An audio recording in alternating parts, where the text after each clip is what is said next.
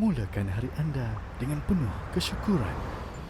Buka matamu, gapai impianmu. Kita kembali dalam Ummah Today. Layari portal kemanusiaan, berita dalam dan luar negara. Berkongsi manfaat demi ummah, agama, bangsa dan negara. Dari ummah untuk ummah. www.ummahtoday.com.my.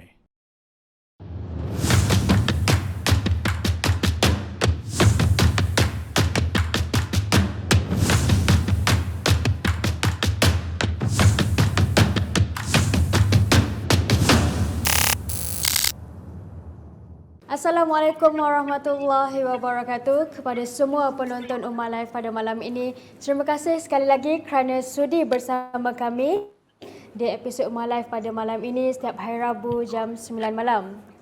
Jadi kepada semua penonton, topik pada malam ini agak menarik kerana membincangkan mengenai isu Islamofobia di Malaysia dan adakah Islamofobia ini wujud dalam negara Malaysia. Jika kita singkap Islamofobia ini, pada tahun 2001, peristiwa 11 September 2001, bermulanya kemuncak di mana Islamofobia ini mula dicanang di seluruh dunia. Dan diikuti pula pada tahun 2004, 11 Mac di Real Madrid, melibatkan kematian 191 orang oleh pengganas, tetapi pengganas tersebut didakwa sebagai seorang Muslim.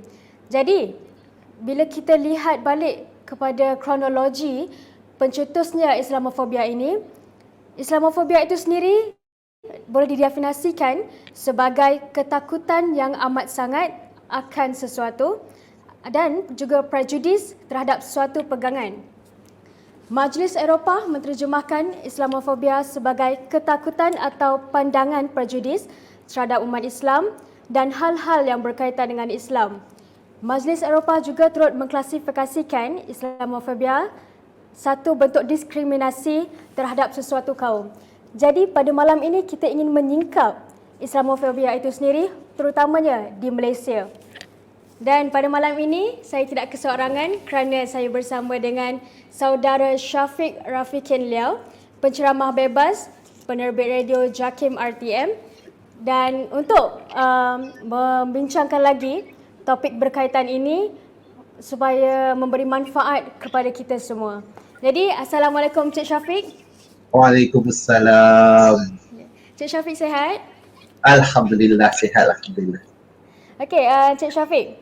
Sebelum kita terus ke topik Islamofobia ini, kita nak juga berkenalan dengan Cik Syafiq dan saya yakin penonton Ummah Live pada malam ini ingin mengenali siapa sebenarnya saudara Encik Syafiq Rafiqin Liao ini.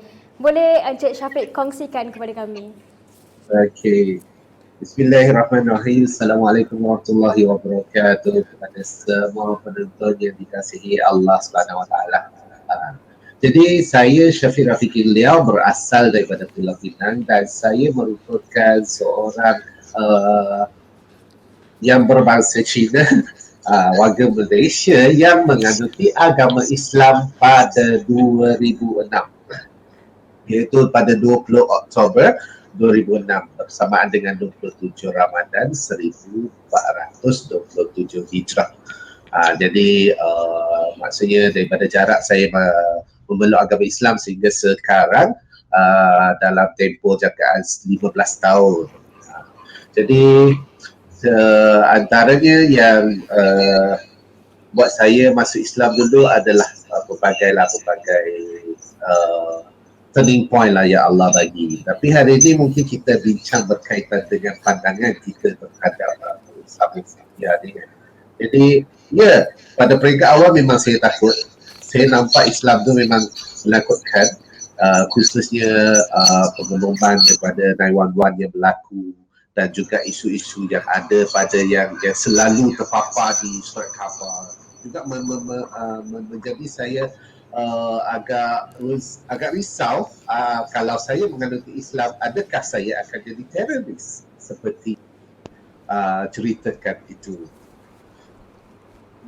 Jadi, Jadi apa yang apa yang mendorong mendorong Encik Syafiq untuk memasuki Islam, untuk memeluk agama Islam? Okey, di antaranya sebab saya sendiri melalui pelbagai agama, background agama yang berbeza daripada Taois asalnya, sehinggalah saya menjadi seorang etis. Laluan tentang agama ni dah beberapa agama lah sebenarnya. Tetapi saya tidak menjumpai satu agama yang boleh membimbing saya. Kerana saya masih keliru dan saya tidak dapat satu facts yang boleh meyakinkan bahawa agama itulah ada agama yang sesuai kepada manusia sebenarnya. So jadi sebab saya melalui daripada pelbagai bentuk sesembahan dewa sehinggalah saya tidak meyakini mana-mana agama sehingga 10 tahun saya menjadi etis. Tetapi apabila saya menjadi etis, malah lagi teruknya kehidupan saya menjadi lagi huru-hara. Saya terlibat dengan gejala dadah sehingga saya lupa diri bahawa saya ni masih ada parents. Sehingga kira asal sifat manusia yang ada tu kan hilang daripada diri saya. Jadi di situ antara beberapa turning point yang Allah bagi kepada saya adalah yang pertama, kenapa saya jadi macam ni?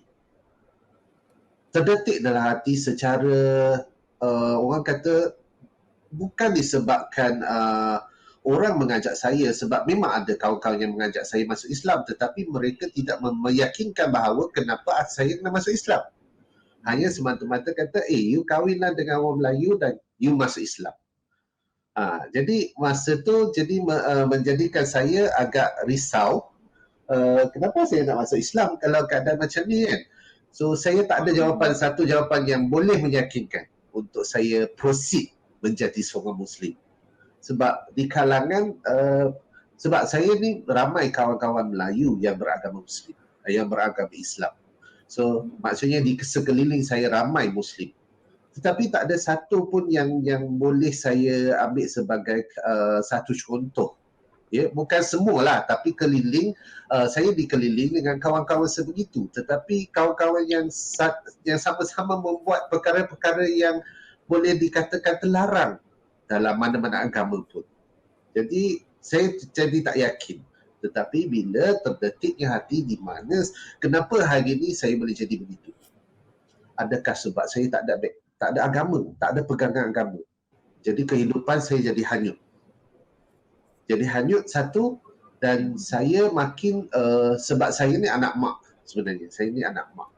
Dan Allah sekali lagi mendetikkan hati apabila saya terlibat dengan dadah. Memanglah income banyak.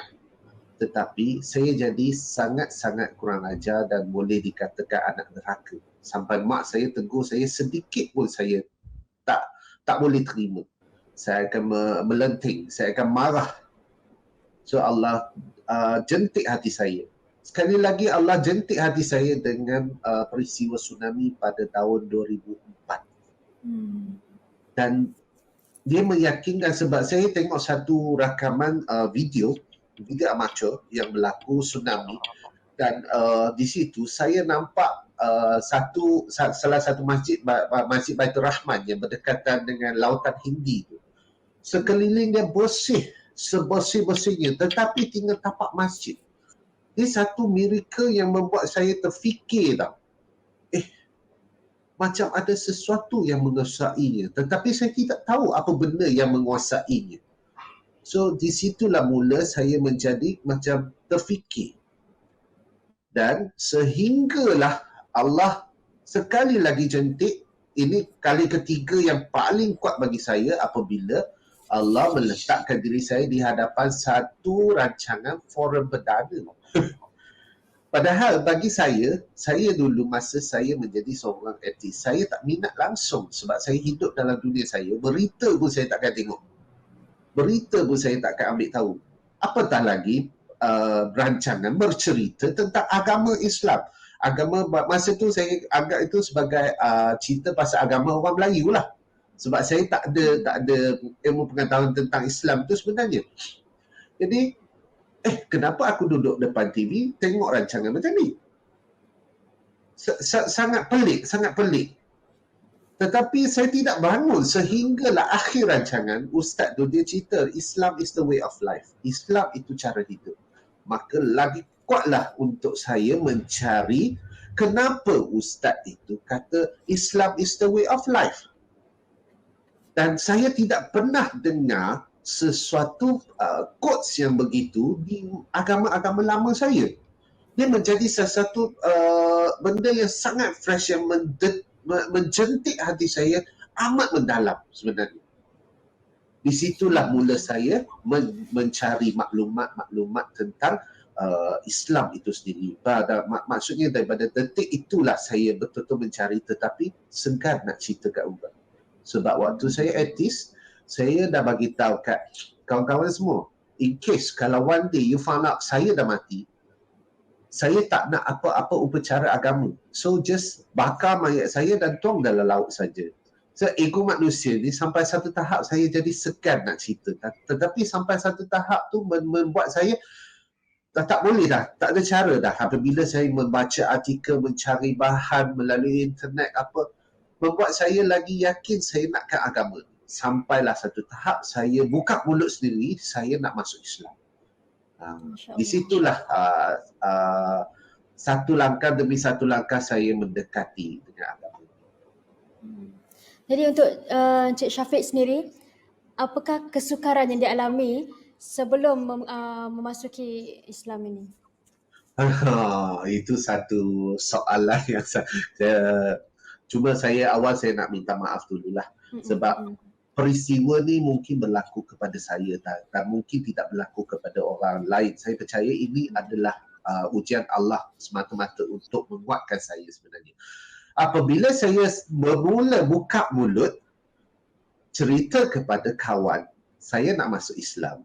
Tetapi kawan-kawan saya jadi takut sebab yalah, kawan-kawan yang seangkatan yang buat kerja-kerja tak elok, mana dia berani nak cerita pasal Islam kepada saya.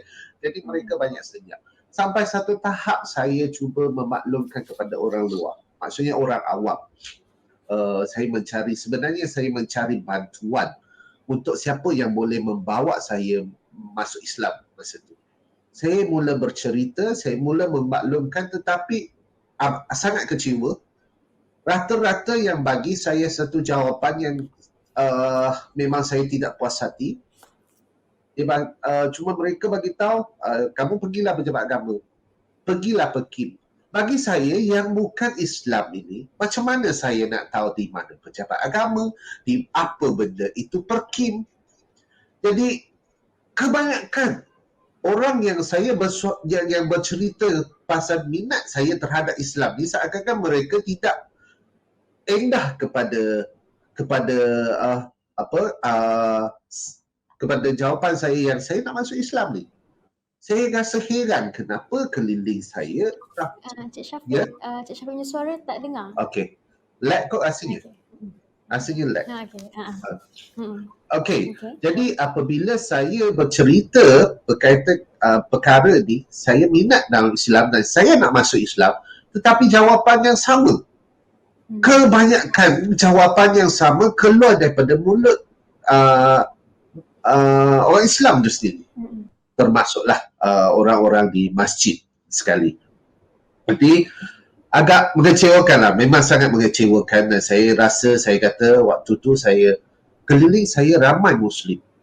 Tetapi kenapa sangat berbeza situasi dengan masa dulu saya nak masuk satu agama yang dulu tu, mereka mengaluk-alukkan saya. Tetapi apabila saya menyerah diri untuk menganuti agama Islam, kenapa orang Islam tidak mengaluk-alukkan saya? Semata-mata menolak kehadiran saya. So saya memang sangat kecewa. Dalam tempoh setahun lebih, keadaan ni berulang. Tetapi hati saya tidak mudah mengalah. Itu yang saya buat saya paling. Sebab kalau dulu saya kalau tak dapat sesuatu, saya just bagi saya forget it. Mungkin yang ni bukan saya punya bahagian. Tetapi bila saya nakkan Islam, Walaupun dalam tempoh setahun, saya diuji dengan keadaan situasi yang sama, jawapan yang sama daripada orang Islam itu sendiri, tetapi saya tidak berhenti. Saya tetap mencari. Saya tetap berusaha sebab saya tidak tahu macam mana cara untuk mengaduti agama Islam. Adakah dia perlu upacara-upacara tertentu, kan? Tetapi mereka banyak bagi jawapan saya kepada saya untuk saya pergi pejabat agama. So saya sangat weird lah, saya kata kenapa mereka tidak welcome saya? Adakah agama ni eksklusif untuk mereka sahaja? Jadi pelik, saya jadi pelik. So di situlah antara cabaran yang paling besar, saya agak berasa kecewa lah pada masa tu. Kenapa orang Islam tidak mengalu-alukan, padahal orang ini telah menawarkan diri untuk menganuti agama dia. Itulah antara cabaran yang paling sampai hari ini, memang sampai bila bercerita tu rasa macam kadang-kadang saya takut orang salah faham. Saya takut orang kata Betul. So jadi awalnya saya kata kena minta maaf dulu. Mungkin perkara ini berlaku pada saya sahaja, tidak berlaku kepada orang lain. Betul. Jadi itu sebenarnya boleh dalam mengenai Islam ini menyebabkan ada setengah masyarakat sukar untuk berkongsi ilmu dan takut untuk memberikan pendapat mengenai Islam itu sendiri. Jadi mungkin ini antara punca atau faktor yang menyebabkan Islamofobia ini mungkin semakin giat aktif menyebar dalam negara Malaysia sendiri. Jadi untuk pendapat Encik Syafiq, adakah wujud sebenarnya Islamofobia ni di Malaysia? Boleh ulang lagi sekali sebab terputus-putus tadi. Ya ke? Soalannya. Okey, jadi untuk Encik Syafiq sendiri, adakah Islamofobia ni wujud di dalam negara Malaysia? Okey, pada pandangan saya peribadi saya lah, sebab saya lahir daripada komuniti masyarakat Cina. Okey, antaranya yang paling bagi komuniti Chinese ni atau komuniti masyarakat Tionghoa ni, mereka paling takut adalah bila anak-anak mereka atau waris-waris mereka menganuti agama Islam, mereka risau mereka akan kehilangan anak mereka sendiri. Sebab apa? Sebab mereka tidak faham, dan juga daripada kalangan orang Islam kita memberi maklumat-maklumat yang tidak tepat. Contoh, realiti ini berlaku kepada saya selepas saya masuk Islam. Satu, yang pertama, ada yang bagi tahu saya, Syafiq, kamu dah masuk Islam. Okey, rumah kamu ada anjing, kamu tak boleh balik. So saya jadi risaulah. Kalau saya tak balik, macam mana dengan parent saya? Tidakkah mereka akan jadi lagi risau, mereka kehilangan saya? Satu. Tapi alhamdulillah pada peringkat awal tu Allah dah bagi saya belajar. Jadi dalam hati saya tak beranilah nak jawab sebab masa tu masih lagi sangat baru dalam Islam.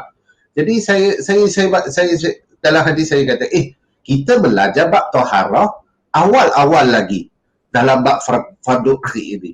Jadi kenapa hari ini tidak kita applykan kalau kata saya balik ke rumah mak bapak saya? Tapi masa tu saya tak beranilah nak menjawab sebab nanti kan memang akan kena. Saya memang sentiasa kena. Kamu ni mualaf, tahu apa? So jadi di situ antaranya jangan balik. Kalau sampai kesudah kami tak balik, kalau kami mengikut apa yang disampaikan, maklumat yang tidak tepat ini, tidakkah masyarakat yang anak-anak mereka atau waris-waris mereka yang menganuti agama Islam, pihak keluarga yang bukan Islam akan jadi risau. Maka mulalah mereka Islamofobia secara tidak langsung terwujud dalam komuniti mereka.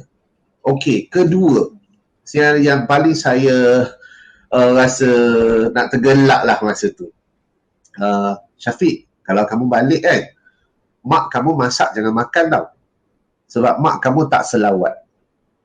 Saya kat kepala dalam hati saya, selawat itu perkara wajib ke? Mak saya tak Muslim, macam mana dia nak selawat? dia pun tak tahu apa benda tu selawat. Adakah kalau sekadar dia masak nasi putih, basuh beras, masak nasi putih, saya tak boleh makan ke? Dalam hati saya.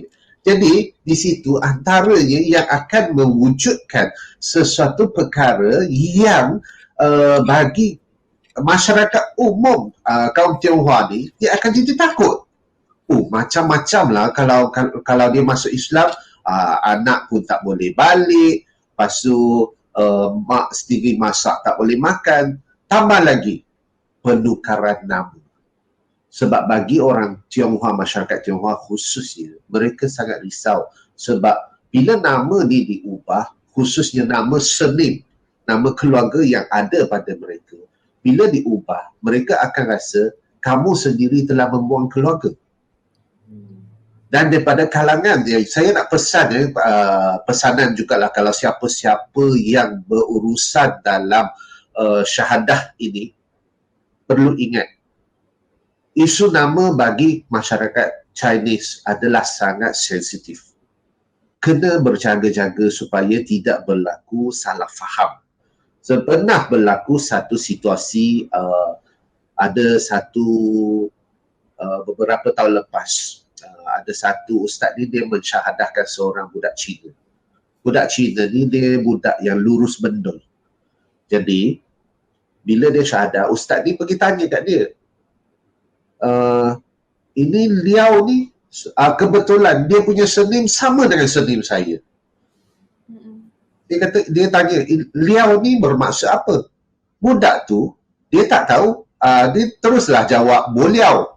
Dia jawab kat ustaz, habis, tak ada apa.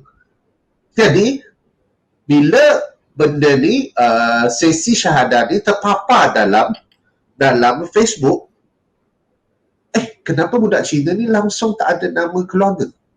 Boleh, tak ada masalah kalau nak tukar nama kepada Muhammad Hassan ke. Tapi, jangan buang dia punya nama keluarga. Apabila saya tanya balik kepada orang yang dalam sesi syahadat tersebut, majlis syahadat tersebut, rupanya ustaz ni dia tidak memahami etnik masyarakat Cina ni, dia ada nama keluarga yang sangat penting bagi mereka. Itu antara salah satu juga punca yang kadang-kadang orang akan takut, khususnya dalam masyarakat kami. Nama dibuang, nama keluarga khususnya, sebab itu adalah nasab dia. Walaupun keluarga dia bukan Islam, saya yang Islam, nasab ahli keluarga tu tak terputus. Jadi di antaranya mulalah wujud bibit-bibit tentang Islamofobia dalam kalangan masyarakat itu sendiri. Betul. Okay, baiklah. Terima kasih Encik Syafiq untuk ulasan mukadimah kita. Kira-kira ini mukadimah yang cukup panjang, yang cukup menarik. Jadi kepada semua penonton Ummah Live yang baru sahaja menonton Ummah Live pada malam ini, jangan lupa untuk follow, like, komen dan share agar lebih ramai penonton di luar sana mendapat manfaat daripada perbincangan pada malam ini. Jadi jangan ke mana-mana, kembali selepas ini. Assalamualaikum, Mak. Mak, abang nak balik kampung ni. Baliklah. Lelok kat jalan tu. Alang-alang dah boleh rentas negeri, pulanglah ke pangkuan keluarga. Kepulanganmu pasti mengubat rindu ayah dan bonda. நான் இன்னும் கொஞ்ச நிமிஷம் வரப்போறேன். Tetapi jangan sesekali lupa 全部都 OK， 爸爸别担心。 jaga kendiri, jaga SOP. Layari www.ummahtoday.com.my. Mulakan hari anda dengan penuh kesyukuran. Buka matamu, gapai impianmu. Kita kembali dalam Ummah Today. Layari portal kemanusiaan, berita dalam dan luar negara. Berkongsi manfaat demi ummah, agama, bangsa dan negara. Dari ummah untuk ummah. www.ummahtoday.com.my. Assalamualaikum warahmatullahi wabarakatuh. Kembali lagi dalam Ummah Live pada malam ini. Kepada penonton yang baru sahaja menonton, jangan lupa untuk follow, like, komen dan share Umar Live pada malam ini kerana perbincangan pada malam ini cukup menarik, iaitu berkaitan dengan wujudkah Islamofobia di Malaysia. Dan kerana kita tahu insiden Islamofobia ini bukan saja aktif di dunia-dunia barat, malah di Malaysia mula ada baik-baik unsur dakwah Islamofobia itu mula diterapkan melalui sosial media yang menjadi yang sedikit sebanyak menggugat kita punya masyarakat, kita punya ukhuwah dalam masyarakat itu sendiri. Jadi bersama saya Encik Syafiq pada malam ini untuk mengulas lanjut mengenai Islamofobia di Malaysia. Baiklah, Encik Syafiq. Untuk Encik Syafiq sendiri, apakah sebenarnya faktor yang menyebabkan masyarakat di luar sana memandang jelek dan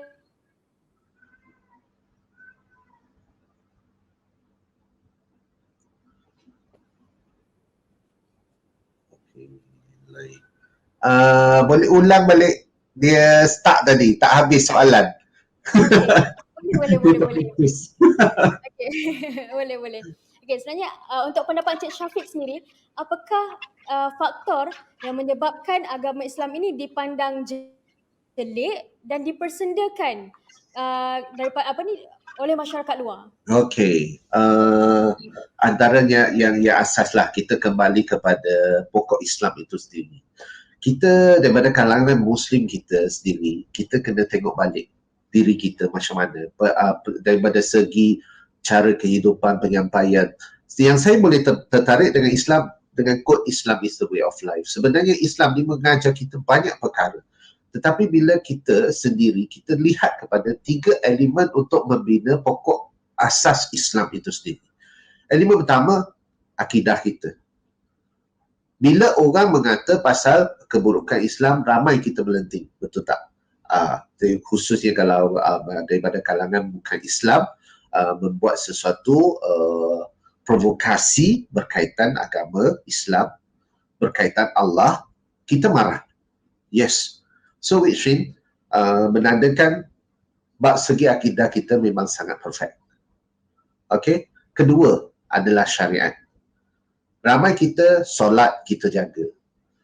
Puasa kita tak tinggal. Zakat sangat bagus. Hatta kalau nak pergi haji pun berkali-kali pun nak pergi. So daripada segi syariat, khususnya ibadat khusus, memang kita mantap. Mencari makanan yang halal. Itu daripada sebahagian syariat. Sangat bagus. Tetapi apabila kita kembali kepada elemen akhlak itu sendiri, itu antara kekurangan pokok Islam kita jadi tak subuh. Kenapa? Diri kita sebagai umat Islam tidak cukup untuk menyampaikan daripada segi akhlak yang baik. Hatta dalam surah An-Nahl ayat 125, Allah dah ajar kita daripada segi metod mendakwah ini. Okey, yang pertama berhikmah. Daripada segi berhikmah, kita ramai masih lagi tidak cukup untuk pegang dengan betul. Berhikmah ni termasuklah dengan cara kita berinteraksi dengan kawan-kawan kita, khususnya sekeliling lah masyarakat umum, termasuklah yang Islam dan juga yang bukan Islam. Daripada segi berhikmah ini juga kita daripada segi terwujudlah dakwah bilhal itu sendiri. Tetap ramai kita berpusu-pusu ingin menceritakan Islam kepada khususnya kepada kawan-kawan komuniti yang bukan Islam. Betul tak? Memang berkobar-kobar. Kalau boleh aku nak ceritakan Islam kepada kawan-kawan saya, khususnya di tempat kerja saya, sepenuhnya. Tetapi kita kadang-kadang kita lupa. Apabila kita dipilih menjadi Muslim, satu identiti yang sangat special, yang sangat istimewa ini, kita menjadi duta kepada Islam. Muslim adalah orang yang mengadopsi agama yang menuntut keamanan, kesejahteraan. Maka secara langsungnya, otomatik kita adalah orang yang menyampaikan keamanan dan keharmonian. Tetapi dari segi akhlak kita yang kurang ini kadang-kadang menyebabkan orang kurang tertarik dan orang akan kian takut kepada Islam. Contoh, kita kadang-kadang bila kita lihat sesuatu situasi berlaku dalam posting-posting social media, khususnya bila berlaku ialah satu-satu kes orang bukan Islam menghina agama Islam, kita tak nampak daripada segi komen-komen yang boleh membawa orang itu untuk kita berbincang, tetapi lebih kepada komen-komen kecaman. Kecaman sampai hingga ada keluar kata-kata, kamu sentuh agama saya, aku bunuh kamu. Betul tak? Sampai komen-komen yang menakutkan. Adakah kita diajar untuk membunuh semata-mata? Adakah kita diajar untuk mengambil nyawa orang ikut suka hati? Kita kembali kepada sirah Nabi itu sendiri. Macam mana Nabi ajar kita, macam mana Nabi menyampaikan Islam, khususnya kepada orang yang belum Islam pada masa itu. Nabi bila kita kaji balik, Nabi tidak semata-mata hanya bercakap kata kamu masuklah Islam. Tetapi Nabi mengikut komuniti-komuniti yang tertentu untuk mengajak mereka, iaitu daripada akhlak itu sendiri. Jadi bila kita lihat kepada perjanjian-perjanjian yang pernah Nabi buat antara Muslim dengan kaum Quraisy, kaum-kaum yang bukan Islam, macam mana perjanjian itu? Kadang-kadang mungkin kita akan rasa, perjanjian ini lebih kepada pihak bukan Islam. Tidak. Tetapi sebaliknya, Nabi nakkan keamanan supaya tidak berlakunya tumpahan darah kepada kalangan masyarakat Muslim kita dengan juga masyarakat bukan Islam supaya mereka boleh tertarik untuk masuk Islam. Kata termasuklah tahanan-tahanan peperangan daripada segi pihak musuh.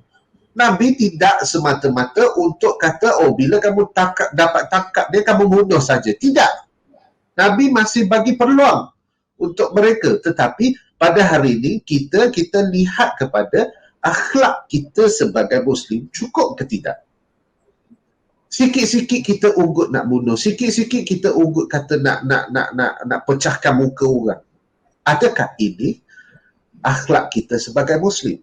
Maka itulah antara 3 elemen yang paling utama kenapa menjadikan pokok Islam kita dalam kehadiran kita, diri kita dalam masyarakat khususnya tidak nampak suburnya, sebab kita kekurangan satu elemen akhlak yang kita sentiasa Nabi tunjukkan kepada kita dalam hadis-hadis, dalam sirah Nabi SAW, termasuklah juga para sahabat punya sirah itu sendiri.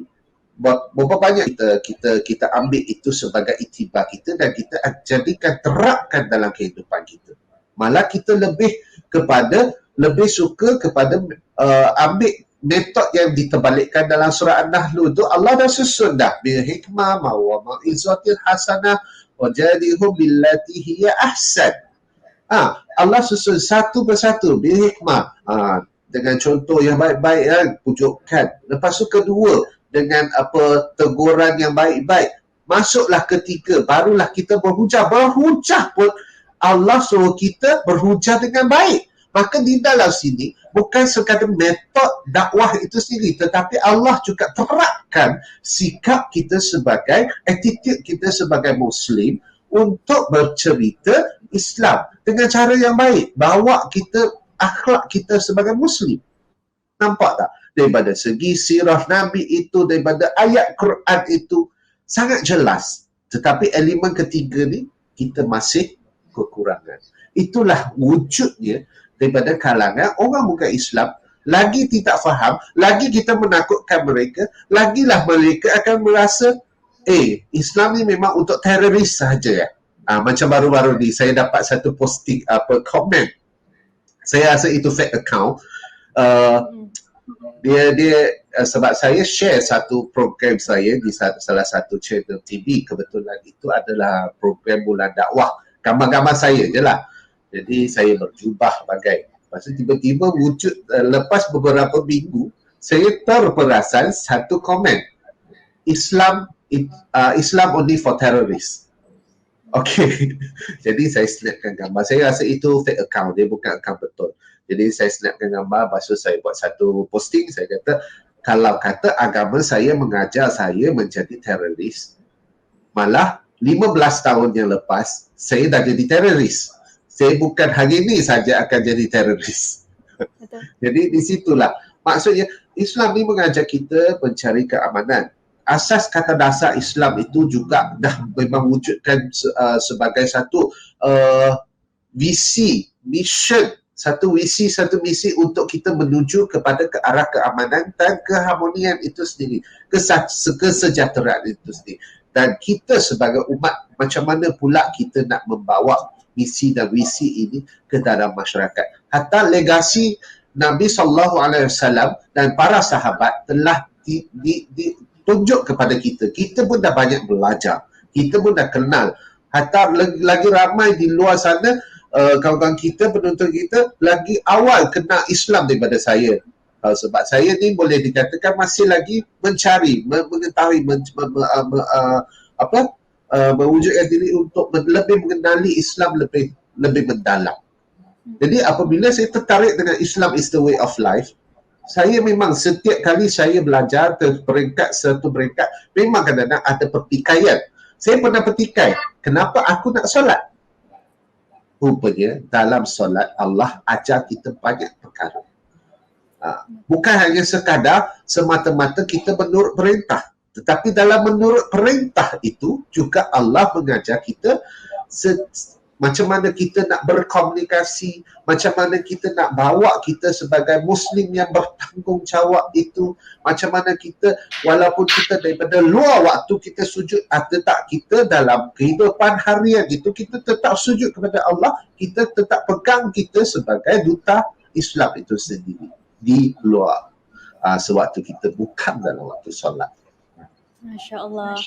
Jadi sebenarnya adakah kurang pengetahuan ini menyebabkan Islamofobia ini mudah tersebar? Okey. Sebenarnya daripada kalangan kita sendirilah kenapa Islamofobia ini mudah tersebar, sebab kadang-kadang kalangan social media kita. Jadi kita perlu ada social media yang mewujudkan sesuatu platform yang boleh banyak bercerita tentang Islam itu sendiri. Tetapi macam mana penceritaannya, dia bukannya semata-mata kepada hukum sahaja. Sebab hukum dia akan menakutkan orang yang baru nak mengenali Islam. Tetapi dalam waktu yang sama boleh juga kita berceritakan hukum. Contoh, kita ceritakan hukum wajib. Okey, dalam perkara wajib ada juga Allah memberi kelonggaran sewaktu kita ada sesuatu situasi sekian. Tetapi tidak, kadang-kadang kita nampak daripada segi itu, bila kata haram tetap haram. Okey, faham, kita tahu haram halal kita perlu ikut. Tetapi dalam contoh, dalam wajib itu ada juga Allah wujudkan bab-bab tentang kelonggaran supaya tidak menjadi sesuatu itu wajib. Macam mana kita nak menyampaikan supaya kita tidak takut? Daripada kalangan juga NGO itu sangat penting. Sebab ada setengah NGO ni, dia lebih kepada bukan menyampaikan mesej, tetapi lebih kepada keadaan menimbulkan isu-isu rasis itu. Bibit-bibit rasis itu menjadi orang takut. Kenapa? Islam ni adalah milik ini. Kamu jangan sentuh kami. Kami ni adalah kaum sekian. Tak boleh. Jadi kita bila kita declare sebagai NGO Islam, maka kita tahu tanggungjawab kita di mana. Contoh, ada setengah NGO bila mereka berbaiat, mereka contoh mengangkat sumpah junjung Quran. Tetapi bila kamu junjung Quran, kamu letak dua kalimah Allah dan Muhammad di dalam lambang kita, tetapi berapa banyak yang kamu buat? Kamu tak buat, kita tak buat. Kita tetap pergi ke pub, minum. Lepas tu dengan hanya berseronok apabila terlibat diri dalam NGO tersebut. Tetapi di mana praktisnya bila kamu kata kamu junjung Quran dalam sesi kamu bersumpah, adakah kamu praktis dalam kehidupan sebenarnya? Jadi kalau begitu sahaja, hanya sekadar perbuatan junjung Quran dan meletakkan kalimah Allah dan Muhammad di dalam lambang-lambang NGO kita sendiri, tetapi tidak mengangkat dua syahadah itu, macam mana orang akan nampak apabila kita sebagai Muslim adalah contoh yang baik. Maka secara langsung, secara automatik orang akan takut bila nampak ganasnya Islam ni. Kan? Jumpa orang nak pukul, jumpa nak ni. Kata kita bawa la ilaha illallah. Adakah itu la ilaha illallah untuk kita berperang sahaja? Kita perlu ada penjelasan. Contoh macam isu jihad. Memang orientalis ni memang suka dia akan guna isu perkataan jihad ni semata-mata adalah peperangan dan pembunuhan. Tetapi ada tak kita cerita dengan sebenarnya jihad diri kita macam mana pula? Jihad peribadi, individu kita untuk memerangi nafsu kita. Namun lagi syahwat kita yang tak sepatutnya berlaku di dalam diri kita sebagai Muslim. Itu juga sebagai satu jihad, tetapi tidak kurang informasi-informasi sebegitu. Dan juga kalau macam contoh di luar saya perasan di luar negara, contoh di negara-negara Jepun ke mana, mereka banyak dalam bahasa-bahasa mereka sendiri dalam perkongsian Islam ini. Supaya kenapa? Dia menjadi satu jambatan untuk orang lebih selesa. Islam ini universal. Dan saya pernah lalui satu proses sewaktu saya ambil degree. Saya buat tesis. Tesis saya adalah kaedah PNP, Fardu Ain, dalam bahasa Mandarin untuk saudara baru. Ada di kalangan orang cerdik pandai ni mempertikaikan tajuk saya. Dia kata, kenapa nak bahasa Mandarin? Kita ni orang Malaysia. Kenapa tak boleh guna bahasa Melayu? Nampak tak? Kenapa kadang-kadang message dakwah kita gagal? Peringkat awal kamu nak menarik mada itu sendiri pun dah gagal. Otomatik orang akan takut, adakah aku masuk Islam ni aku kena jadi Melayu semua? Faham tak? Kamu tak nak langsung kewujudan bahasa-bahasa lain di dalam perkongsian tentang mesej Islam itu sendiri. Sebab jawapan ni saya dapat daripada, memang mengecewakan. Orang yang cerdik pandai ni juga daripada bidang pengajian Islam. Kenapa gagal? Kadang-kadang kenapa jadi timbul isu orang takut kepada Islam? Kadang-kadang daripada diri kita. Kita tak tengok jauh. Kita tak wujudkan satu sesi harmoni yang boleh kita menarik orang untuk mendekati Islam. Betul, Masya Allah. Jadi sebenarnya bagaimana kita ingin mengenal pasti sama ada perbuatan itu adalah Islamofobia ataupun tidak? Sebab Islamofobia ini boleh meliputi karikatur, boleh meliputi perkataan-perkataan yang berunsur hinaan. Jadi bagaimana kita ingin mengenal pasti sama ada perbuatan itu adalah menghina agama Islam ataupun sebenarnya tidak? Okey, daripada seri karikatur yang kita pernah wujud kepada beberapa tahun lepas yang menjadi satu isu yang sangat besar, menjadi satu isu yang isu dunia. Tapi kita kena tahu juga daripada segi orang yang melukis karikatur ni, background dia macam mana. Background dia macam mana. Adakah dia di background memang dah di brainwash atau masih ada berpeluang untuk kita berbincang supaya mereka untuk lebih mengenali Islam. So, dia ada pro and cons sebenarnya. Bila berlaku macam ni, daripada kita sebagai umat Islam, macam mana kita nak kena wujudkan kita sensitivity kita untuk menjadikan satu benda ni sebagai message dakwah itu sendiri.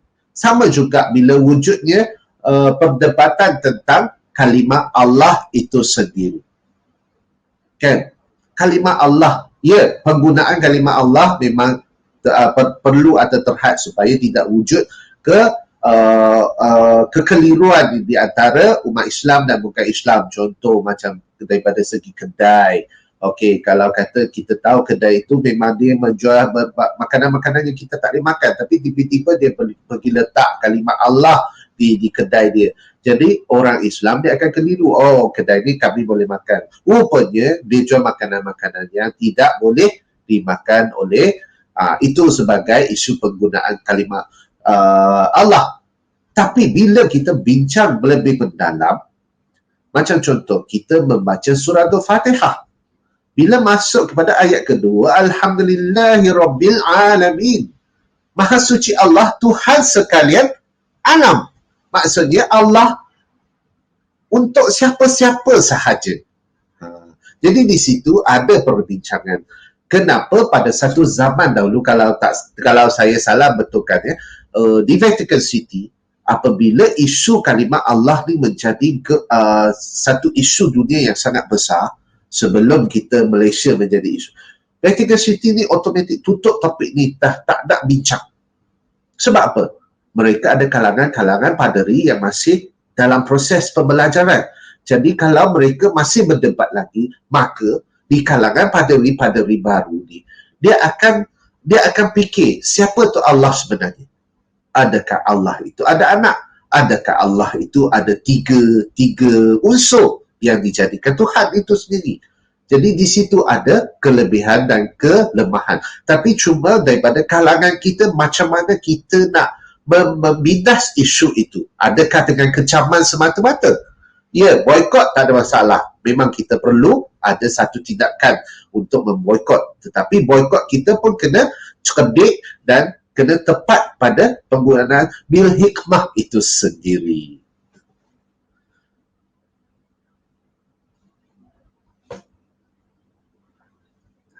Agama yang syumul. Islam tidak mengajar umatnya untuk membenci satu sama lain. Jadi, kepada penonton semua, jangan ke mana-mana. Kita akan kembali selepas ini membincangkan mengenai inisiatif menghapus, mengurangkan sentimen Islamofobia itu. Jadi, kembali selepas ini. Bersama-sama dengan saya, Saudara Muhammad Fakhruddin dalam program Duduk Sekejap. Kita ni janganlah jadi batu api. Kita nak lagakan antara satu pihak dengan satu pihak yang lain. Walaupun kita tahu pihak A ni betul. Ada pula sahabat bila dapat tahu topi perang Nabi pecah sehingga cebisan-cebisan besi melekat di muka baginda Nabi Muhammad SAW. Kafa bil mar'i kaziban ay yuhadditha bi kulli ma sami'. Tak kisah nak buat apa saja buat. Tapi Islam ni, hebatnya Islam dah buat guideline, panduan untuk kita lalui kehidupan ini. Mulakan hari anda dengan penuh kesyukuran. Buka matamu, gapai impianmu. Kita kembali dalam Ummah Today. Layari portal kemanusiaan, berita dalam dan luar negara.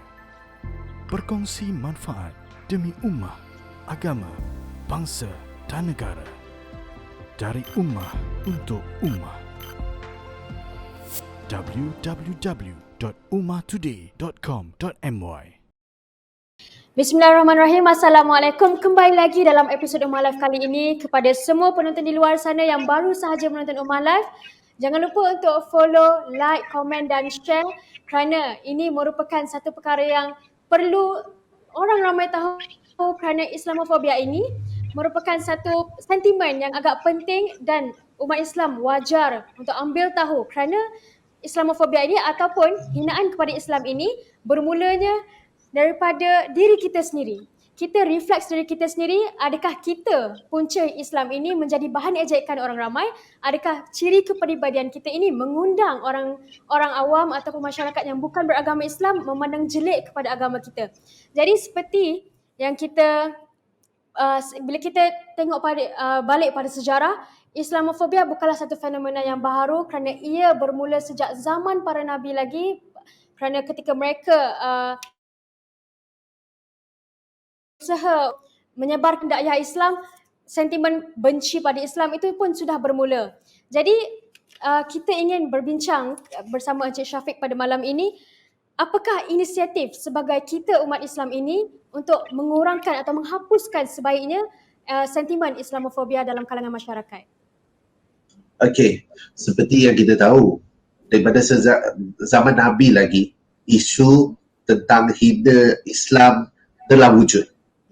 Sebab mereka tahu bila Islam ni dia akan membawa satu reformasi dunia yang berbeza. Dan khususnya bila kita lihat kepada masyarakat kaum Quraisy itu sendiri. Pada zaman mereka, paling utama ekonomi mereka adalah membuat berhala. Kan? Dan ekonomi mereka adalah membuat berhala dan melakukan perkara-perkara maksiat yang mereka suka. Jadi bila Islam ni datang, satu-satu persatu benda ni kian hilang daripada mereka. Jadi mereka mulalah menyebarkan sesuatu perkara-perkara yang negatif terhadap tentang dakwah Nabi sallallahu alaihi wasallam. Pada hari ini perkara ni terus berlanjutan daripada zaman Nabi sehingga sekarang dah 1400 tahun. Kita nak hapuskan memang tiada kemampuan, tapi kita boleh buat apa yang kita mampu buat adalah melalui, walaupun kita tak ramai, daripada individu kita bermula berkongsi. Contoh, membina silaturahim khususnya dengan masyarakat-masyarakat kita yang berdekatan kita. Kadang-kadang saya suka bertanya, kalau contoh dalam kuliah saya atau ceramah saya akan tanya kepada peserta-peserta, di tempat kerja kamu, macam mana kamu berinteraksi dengan kawan-kawan yang bukan Islam? Adakah kamu anggap dia tu, dia non-Muslim, biar je lah. Atau kita nak cuba menjalinkan ukhuwah yang lebih baik dengan mereka. Bermula dengan diri kita, dengan jiran. Saya terus terang di tempat saya duduk sekarang, di depan saya adalah seorang anti-Cina. Anti-Cina yang bukan Islam. Saya kerap memang tegur dia lah sejak saya berkahwin dengan isteri saya. Saya akan sentiasa bertegur. Sampai kami dah biasa bersembang, jadi dah biasa bersapa antara satu sama lain. Tahu tak apa yang dia bagi tahu kat saya? Sesuatu perkara, dia kata, saya dah lama duduk sini. Kamu yang baru duduk sini sering bersembang dengan saya. Orang yang duduk satu zaman dengan saya kat sini tak pernah bertegur. Padahal ini merupakan satu perkara yang perlu kita tuntutan untuk kita membina silaturahim walaupun dengan siapa-siapa. Hablum minan nas, tak kita buat. Di hadapan saya anti ni, dia terus cakap, dia kata, saya rasa pelik lah, kamu bertegur saya, tetapi orang-orang di sini duduk berpuluh tahun dengan saya pada zaman yang sama, tetapi mereka tidak bertegur siapa. So, apa yang saya nak bagi tahu, maksudnya kita ni ramai, daripada komuniti kita ramai, tetapi dengan minoriti yang khususnya yang bukan golongan bukan Islam ni, ada tak kita berkenalan dengan mereka? Contoh, bila kita buat majlis, contoh majlis raya lah, kalau sebelum-sebelum ni kita kan banyak buat majlis raya, majlis apa sebelum berlakunya COVID. Apa yang berlaku dalam komuniti saya ni, saya nak terus terang, kalau siapa yang tengok Ummah Live hari ni, so harap-haraplah di taman-taman anda sekiranya ada kawan-kawan kita, jiran-jiran yang bukan Islam, sekiranya majlis itu bersesuaian, jemputlah mereka.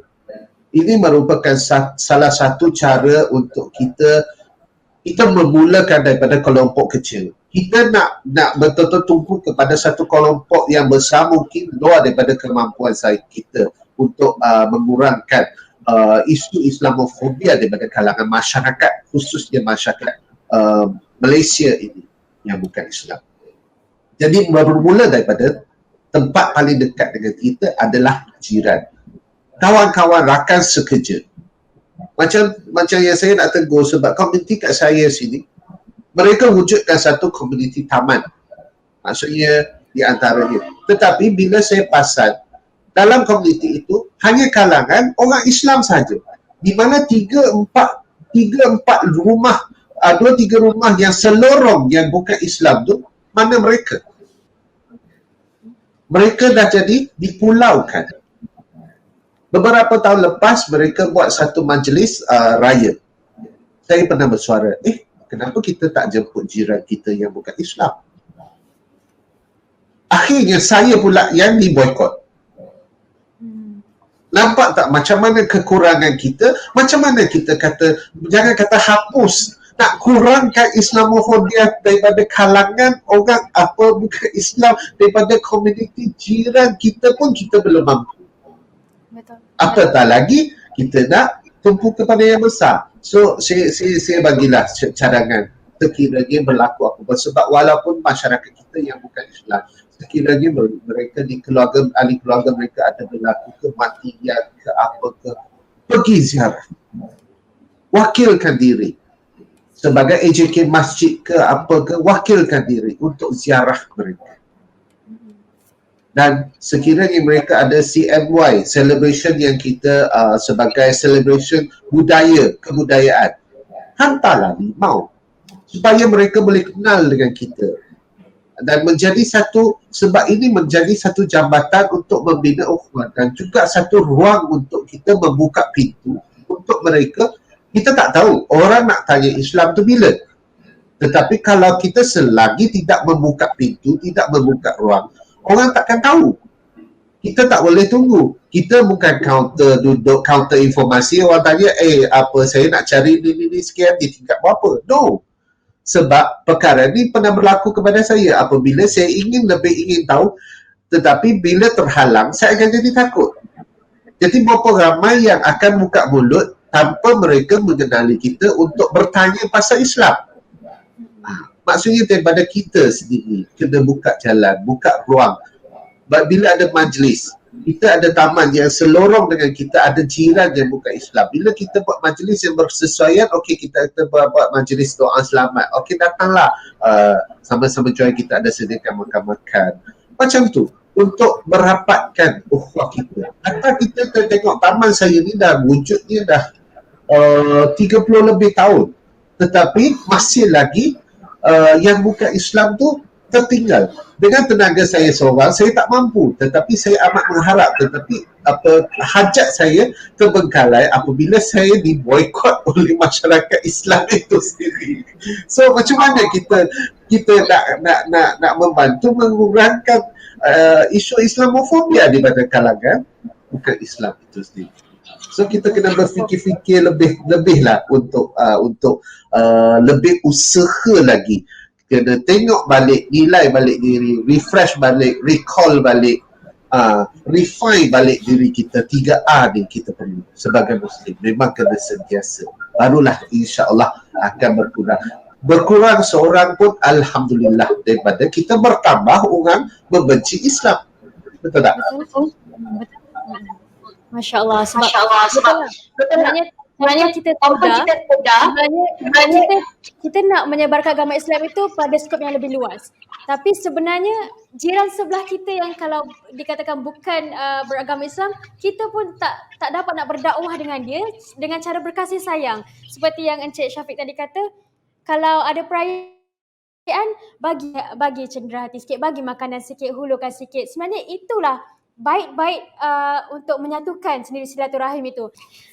Okey, baiklah Encik Syafiq. Berkenaan dengan zaman teknologi sekarang ini, terlampau banyak sangat media sosial, ada Instagram, Facebook, Twitter yang kini semakin berkembang kepada semua golongan, termasuk seawal usia 12 tahun pun dah ada handphone, dah ada social media. Jadi daya-daya Islamofobia ini makin mudah tersebar. Jadi adakah untuk pendapat Encik Syafiq sendiri, adakah media sosial menjadi jambatan mudahnya Islamofobia ini tersebar?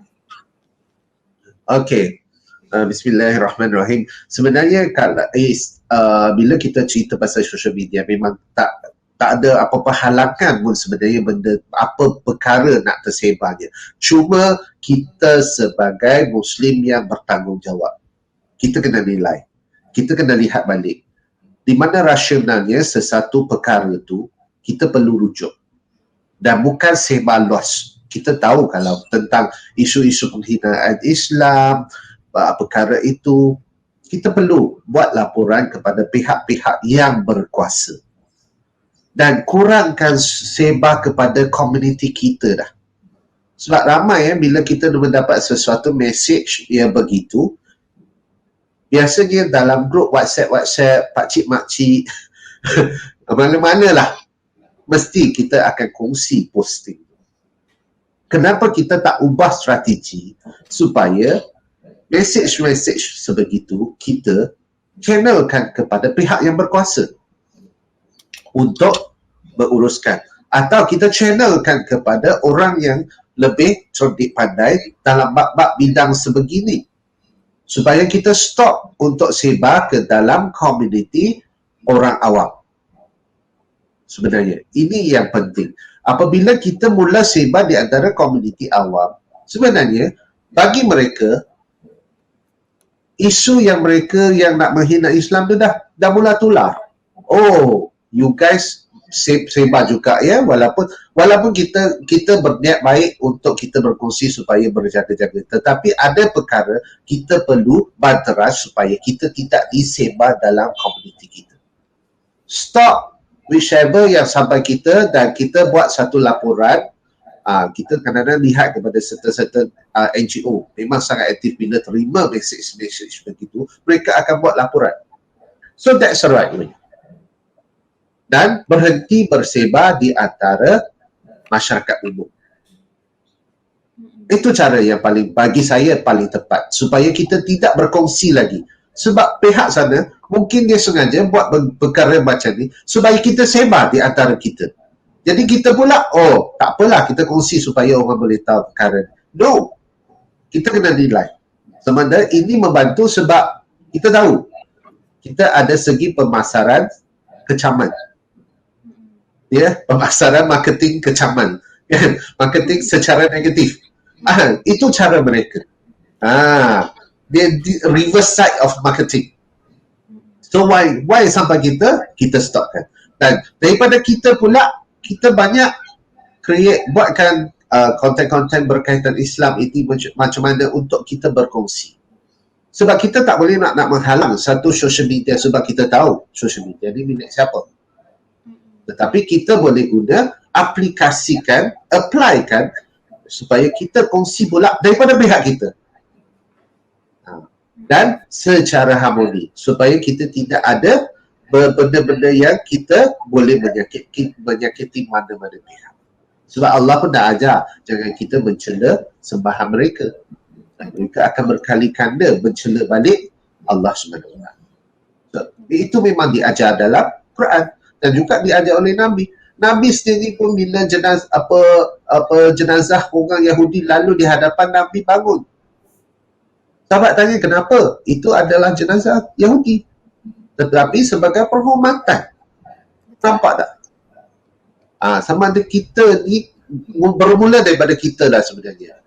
So kadang-kadang bila kita kata, bila kita lihat kenapa Islam mengajar kita, sebab itu sebagai pandangan peribadi saya, kita buat setiap perkara bermula dengan niat.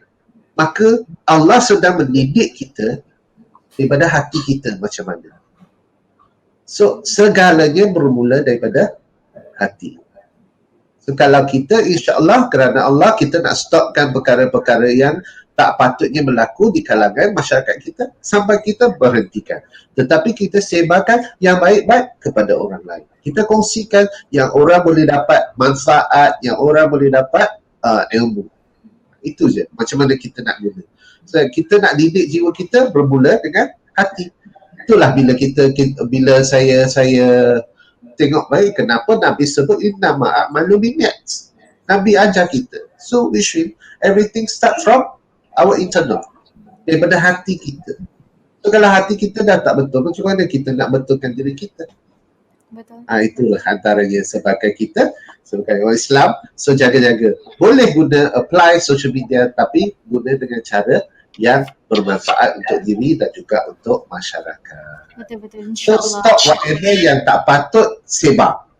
Kita dah tahu itu merupakan satu mesej yang memang sengaja nak buat kita marah.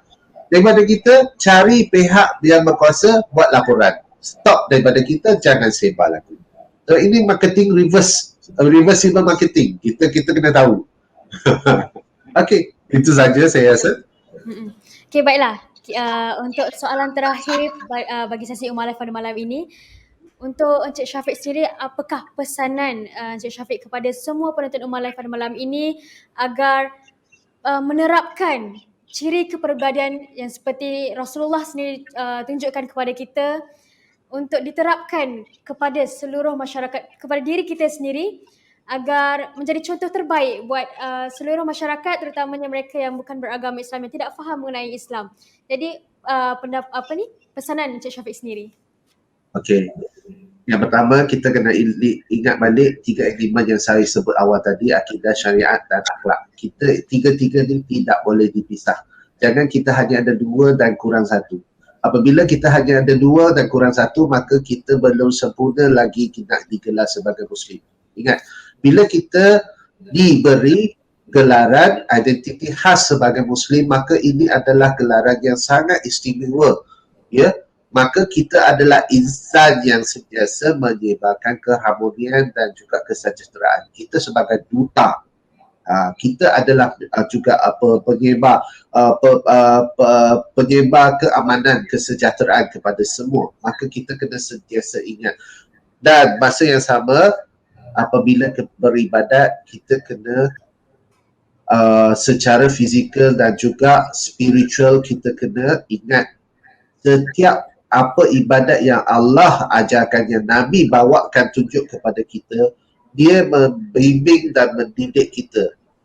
Contoh macam yang saya sebut, jangan kita hanya solat pada waktu solat sahaja, tetapi kita lupa diri kita pada waktu yang tidak solat. Sebab dalam solat itu sendiri juga banyak juga pengakuan kita, admit kita, kita mengaku kepada Allah. Kan kita contohlah, saya ambil satu ayat, ihdinas siratal mustaqim.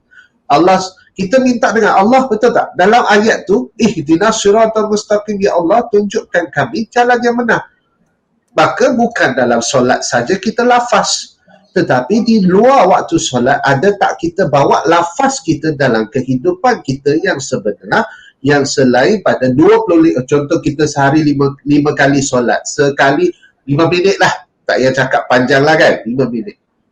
Tolak daripada 25 minit, waktu lain lagi, tolak daripada waktu kita tidur, ada banyak waktu lagi, ada tak kita bawa lafaz kita, ihdinas siratal mustaqim ni, kita minta dengan Allah tunjuk kita jalan yang benar, ada tak kita apply dalam kehidupan harian. InsyaAllah, kalau kita apply hari demi hari, hati kita akan terdidik dan mudah kita untuk menjadi contoh, dan mudah juga orang akan ternampak. Tak perlu kita buat-buat pun sebenarnya.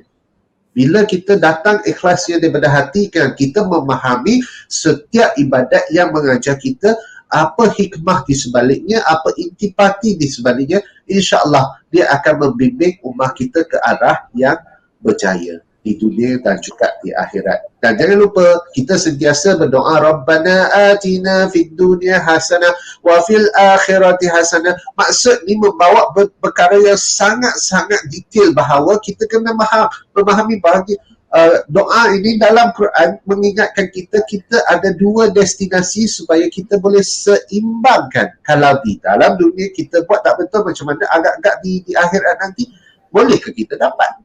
Maka kita kena seiringkan lafaz kita, pergerakan kita, dan kita bawa dalam rutin harian kita, insya-Allah.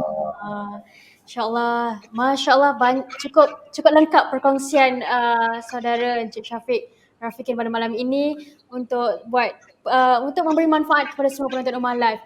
Jadi seperti hadis yang diriwayatkan Abu Hurairah daripada Rasulullah sallallahu alaihi wasallam, Islam itu bermula daripada agama yang asing dan pada satu hari nanti akan diakhiri dengan agama yang asing. Jadi kita sendiri sebagai umat Islam bertanggungjawab untuk memainkan peranan penting dalam menerapkan ciri kepribadian Islam itu sendiri seperti yang dikongsikan oleh Encik Rafiqin dengan 3 elemen, iaitu akidah, syariat dan akhlak. Jadi terima kasih banyak-banyak Encik Syafiq kerana sudi berkongsi dan menjadi tetamu Ummah Live pada malam ini. Dan kepada penonton semua, jangan lupa segala perkongsian pada malam ini kita cuba amalkan perlahan-lahan, slowly but surely orang kata. Baiklah, kepada penonton semua, terima kasih kerana menjadi penonton, kerana sudi menonton Ummah Live pada malam ini. Dan jangan lupa untuk layari portal berita kami berkenaan dengan isu-isu terkini di www.ummahtoday.com.my. Dan sekian sahaja daripada saya. Assalamualaikum. Waalaikumsalam. InsyaAllah jumpa lagi.